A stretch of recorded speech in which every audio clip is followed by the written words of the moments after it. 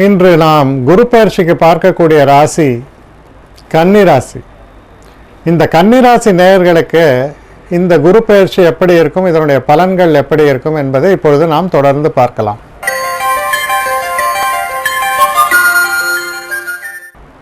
கன்னி ராசி புதனுடைய மூலத்திரிகோணம், உச்சமடையக்கூடிய வீடு, புதனின் ஆட்சி பெற்ற வீடும் ஆகும். ஏறத்தாழ கன்னி என்றாலே அனைத்துமே புதன்தான். இந்த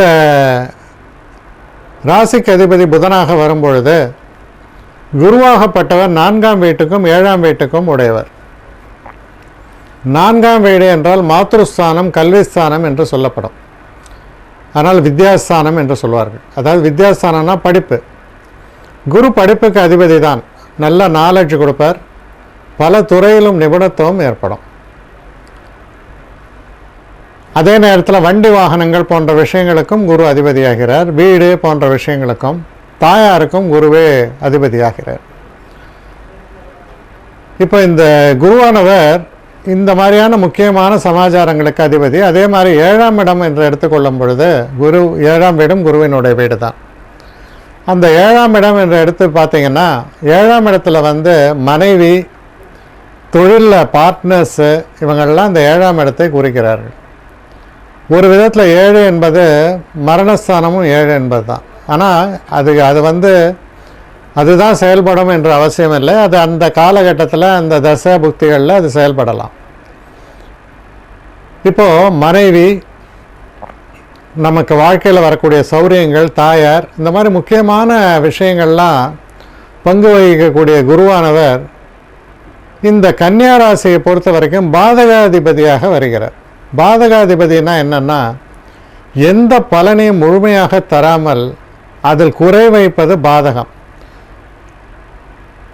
அப்போ வெற்றி அடைவது என்பது கொஞ்சம் கடினமான ஒரு விஷயம். பலன் உண்டு, ஆனால் குறைவாக இருக்குது, பாதியாக இருக்குது. அதுதான் பாதகாதிபதி. முயற்சி செய்தால் முழு பலனும் வரும். அது ஒரு புறம் இருக்கட்டும். இந்த கன்னியா ராசிக்காரர்களுடைய இப்போ இந்த பிரச்சனை என்னன்னா, திருமணத்திற்காக நீங்கள் முடிவெடுக்க வேண்டிய ஒரு சூழல் ஏற்பட்டால் அதில் சற்று நிதானமாக இருங்கள். அவசரப்பட்டு ஒரு திருமணத்திற்கு சம்மதம் தெரிவிக்கும் பொழுது அதில் என்னெல்லாமோ வில்லங்கங்கள்லாம் வரலாம். ஏன்னா அது ஒரு நீண்ட கால ஒரு ஒப்பந்தம்னு சொல்லலாம். திருமணம் என்பது வாழ்நாள் ஒப்பந்தம். அது அடுத்து செலவினங்கள். இந்த நேரத்தில் நான் ஒரு வீடு புக் பண்ணுறேன் அப்படின்னு நீங்கள் புக் பண்ணுவீங்க. வேலையில் ஏதாவது பிரச்சனை அந்த நேரம் பார்த்து தலை தூக்கும். நம்ம எப்படி இஎம்ஐ கட்ட போகிறோம் தலை பிடிச்சு நிற்பீங்க. இந்த மாதிரி சில சூழலில் மாட்டிக்கிறதுக்கான வாய்ப்புகளும் உண்டு.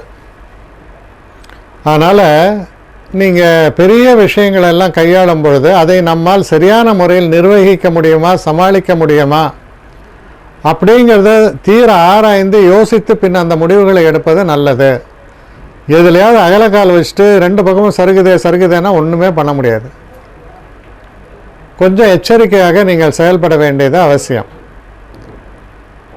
அதே போல் தான் வண்டி வாகனங்கள். சில நேரங்களில் வண்டி வாகனங்களை இயக்கி அதில் பிரச்சனை வருது. இப்போ பார்த்தீங்கன்னா புதுசாக தொழில் ஆரம்பிக்கிறேன்ட்டு ஆரம்பிச்சிருவாங்க. அவங்களுக்கு தொழிலை பற்றி நல்ல ஞானம் கூட இருக்கும். ஆனால் நேரம் காலம் சரியாக இல்லாதனால அதை ஆரம்பிக்கும் பொழுது என்னென்னா அதுக்கான பலன்கள் உடனடியாக வராது. பலன்கள் உடனடியாக வராவிட்டால் என்ன பிரச்சனை? ஒர்க்கிங் கேபிட்டல்னு சொல்லுவோம். அதாவது செலவு இருக்கும், வாடகை இருக்கும், எலக்ட்ரிசிட்டி இருக்கும், 2 பேருக்கு சம்பளம் இருக்கும். வரவே வராமல் இதெல்லாம் நீங்கள் கொடுத்துட்ருக்கணும். அப்படி கொடுக்கும் பொழுது என்னால் அதை தாக்கு பிடிக்க முடியாது 3 மாதத்திற்கு மேல் அப்படின்னு சொன்னீங்கன்னா அதெல்லாம் யோசிக்கணும். இந்த காலகட்டம் என்பது பண வரவை உடனடியாக எதிர்பார்க்க முடியாது. இது விதை விதைக்கக்கூடிய காலம்ன்ற மாதிரி. காலம் கனிஞ்சு தான் பயிர் வெளில உங்களுக்கு பலனை கொடுக்கும். விதை விதைச்சிட்டு மறுநாளே எனக்கு பயிர் வளர்ந்துடுச்சா நான் அறுவடை பண்ணலாமான்னா எப்படி? அந்த கதை தான். அதனால் கொஞ்சம் எச்சரிக்கையாக இருக்க வேண்டியது அவசியம்.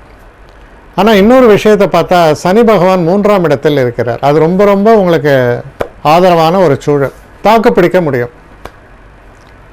சரி, இப்போ இந்த மாதிரியான ஒரு காலகட்டத்தில் குருவானவர் 12ஆம் வீட்டுக்கு வருகிறார். ஸோ 12ஆம் வீட்டில் வரும்போது என்ன, சுப விரயங்கள் என்று பொருள். சுப விரயங்கள் என்றால் உங்களுடைய பையனுடைய படிப்புக்காக அமெரிக்கா அனுப்புகிறீங்க, உங்கள் பொண்ணுக்கு வந்து நல்ல சீரும் சிறப்பமாக திருமணம் முடிக்கிறீங்க, இதெல்லாம் சுப விரயங்கள். இது தவிர்க்க முடியாது, சந்தோஷத்தை தரக்கூடிய விரயம்னு கூட சொல்லலாம். ஆனால் இந்த மாதிரியான சுப விரயங்கள் தட்டாமல் ஏற்பட்டுவிடும், அது ஒரு சந்தோஷம் தானே. சரி, இப்போ இந்த விரயங்களுக்காக நீங்கள் அகலக்கால் வைக்காமல் இருப்பது அவசியம். ரொம்ப நம்மளால் முடியாத அளவுக்கு பிரச்சனை பண்ணிங்கன்னா அது உங்களே தாக்கக்கூடும்.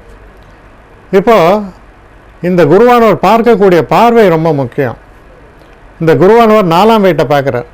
4ஆம் வீட்டை பார்க்கும் பொழுது என்னென்னா, சுப செலவுன்னு நான் ஏற்கனவே சொன்னேன், அதை அதிகப்படுத்துறது. என்னென்னா, வீட்டில் ஒரு கார் இல்லை, அப்புறம் ஒரு ஏசி இல்லை, ஏதோ அவனுடைய தன்மைக்கு பொறுத்த வரைக்கும் இதெல்லாம் புதுசாக வாங்கி ஆகணும், இதெல்லாம் இல்லாமல் இருக்க முடியாது, ஒரு நல்ல ஒரு தங்க நகை வாங்க வேண்டும், இது போன்ற ஒரு எண்ணங்கள்லாம் இப்போ ரொம்ப அதிகமாக உதயமாகும். அதுக்கு செலவு பண்ண வேண்டிய ஒரு சூழலும் ஏற்படும், செய்து தான் ஆக வேண்டும் என்ற ஒரு சூழல். அடுத்து இவர் பார்க்கக்கூடிய இடம் என்ன, 7ஆம் இடம். 7ஆம் இடம் மன்னிக்கிறோம், இவர் பார்க்கக்கூடிய இடம் 6ஆம் இடம். 6ஆம் இடத்தை இவர் பார்க்கும்பொழுது என்னென்னா, ஒரு நன்மைகள், அதாவது என்னென்னா, உடம்பில் ஏதாவது பிரச்சனை இருந்தால் அதெல்லாம் தீரும். ஒரு நன்மையை போன்ற ஒரு தீமையா இல்லை தீமையை போன்ற ஒரு நன்மையான்னு தெரியாது. கடன் கேட்டபடி தருவான். பேங்க்கில் கடன் கேட்டிங்களா உடனே சாங்ஷன் ஆகும், ரொம்ப சந்தோஷமாக இருக்கும், ஆஹா கடன் கொடுத்துட்டாயான்னு. அப்புறம் திருப்பி கொடுக்கணுமே. அதனால் நம்ம வாங்கக்கூடிய கடனில் எச்சரிக்கையாக இருக்கணும். நமக்கு வந்து அவன் 5 லட்சம் கொடுக்குறான்றதுக்காக வாங்கக்கூடாது. நமக்கு தேவை 3 லட்சம்னா 3 லட்சம் தான் வாங்கணும். அந்த மாதிரி அதை ரொம்ப சரியான முறையில் நிர்வகிக்க வேண்டும். ஆனால் நம்முடைய எதையும் நம்மிடம் நண்பனாக இருப்பான், கடன் கேட்டபடி கிடைக்கும். சில நேரங்களில் சில கோர்ட்டு வழக்குகள்லாம் நடந்து அவுட் ஆஃப் கோர்ட் செட்டில்மெண்ட்டுமாங்க, அதாவது சுமூகமாக அதை தீர்த்து கொள்வது, அதுபோல நிலையெல்லாம் ஏற்படும். அதற்கு பிறகு அவர் பார்க்கக்கூடிய இடம் அப்படின்னு சொன்னால் அது 8ஆம் இடம். 8ஆம் இடம் என்பது ஆயுள் ஸ்தானம்.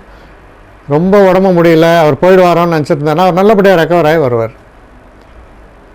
இந்த இவங்களுக்கு வந்து பார்த்திங்கன்னா தடைகள் நீங்கும், ஓரளவுக்கு அதான் சொல்கிறேன்னா பணப்புழக்கம் இருக்கும், தரித்திர நிலை நீங்கும். ஆனால் அந்த பணம் வந்து நம்ம சம்பாதித்த பணம் என்பதை விட நமக்கு சுலபமாக கிடைத்த கடன் என்பது தான் முக்கியம். ஸோ இது போல் ஒரு நிலையை தான் உணர்த்துகிறது கன்னிராசிக்காரர்களை பொறுத்த வரைக்கும். இப்போ இந்த காலகட்டத்தை பார்க்கும் பொழுது இந்த ஜூலை மாதம் 14ஆம் தேதி தொடங்கி உங்களுக்கு வந்து நவம்பர் மாதம் முடிய இருக்கக்கூடிய காலகட்டம் திருமணம் போன்ற விஷயங்களுக்கு ஒரு எச்சரிக்கை விடுக்கக்கூடிய காலகட்டம். நிதானமாக செயல்பட வேண்டும். தொழிலில் சில பிரச்சனைகள் ஏற்படலாம் பார்ட்னர்ஸோட, இதெல்லாம் அப்போ வந்து பொறுமையின் நிதானத்தையும் கடைபிடிக்க வேண்டும். நீ போயா நானே பார்த்துக்கிறேன் என் பிஸ்னஸ்ன்னு ஆரம்பிக்கலாம் வீரப்பா, அதற்கான ஒரு செயல்முறை எல்லாமே இருக்குது. அதோடைய பின்விளைவுகள் இருக்கலாம், அதெல்லாம் சமாளிக்கலாம்னா செய்யலாம். வேலை மாறுவது என்பது அவ்வளவு சிறப்பான ஒரு செயல் இல்லை. அடுத்து டிசம்பர் மாதம் தொடங்கி கிட்டத்தட்ட பிப்ரவரி மாதம் முடிவு வரைக்கும் பார்த்தீங்கன்னா ஓரளவுக்கு அதிர்ஷ்ட காற்று வீசும், சுப நிகழ்வுகள் நடக்கும், சந்தோஷங்கள் நடக்கும், காதல் போன்ற விஷயங்களில் வெற்றி வாய்ப்புகள் ஏற்படும், திருமணங்கள் நிச்சயமாகும் போன்ற நன்மைகளை எல்லாம் நிறைத்து தரக்கூடிய நல்ல காலகட்டம் அது. இதில் வந்து பார்த்திங்கன்னா உங்களுக்கு வந்து புதுசாக கார் வாங்கிறது, நம்ம வீடை வந்து அழகுபடுத்துவது போன்ற செலவினங்களும் இருக்கும், மன சந்தோஷத்தை தரக்கூடிய நன்மைகளும் இருக்கிறது. அடுத்து பார்த்திங்கன்னா இந்த ஒரு காலகட்டத்திலேருந்து அது வக்கரம் நிவர்த்தி ஆகக்கூடிய காலகட்டம் அப்படின்னா அது மே மாதம், அதாவது மார்ச் ஏப்ரல் மே மாதம் 10ஆம் தேதி வரைன்னு வச்சுங்க. இந்த காலகட்டத்தில் ஓரளவுக்கு நிம்மதி இருக்கும், சந்தோஷம் இருக்கும், நண்பர்களுடைய ஒரு அரவணைப்பெல்லாம் இருக்குது. ரொம்ப ஒரு சந்தோஷமான ஒரு காலகட்டமாக, மனசில் சந்தோஷம் வரக்கூடிய ஒரு காலகட்டமாகத்தான் இது அமையும். இதற்கு பிறகு வரக்கூடிய ஒரு காலகட்டம்னு எடுத்தோம்னா கிட்டத்தட்ட நமக்கு வந்து என்ன ஆகும்னா ஒரு ஒரு ரொம்ப ப்ரெஷர் பில்டப் ஆகும். சில நேரங்களில் வெளிநாட்டு பயணங்கள் கூட உங்களுக்கு ஏற்படலாம், ப்ரெஷர் பில்டப் ஆகும், வெளிநாட்டு பயணங்களும் ஏற்படும். நம் கையில் எதுவுமே இல்லை அப்படின்னு சொல்லுவாங்க, பரபரப்பான ஒரு சூழலும் ஒரு வேகமும் தென்படக்கூடிய ஒரு காலகட்டமாக இது அமைந்து இதற்கு அடுத்த குரு உங்களுடைய ராசிக்கு பெயர்ந்து வருகிறார். அதனால் இந்த குரு பயிற்சி காலம் என்பது ஒரு சோதனையான காலகட்டம். இதை சரியான முறையில் நிர்வகிக்கலைன்னா பின்னால் அதுவே உங்களுக்கு ஒரு பெரிய தலைவலியாக ஏற்பட்டுவிடும். ஆனால்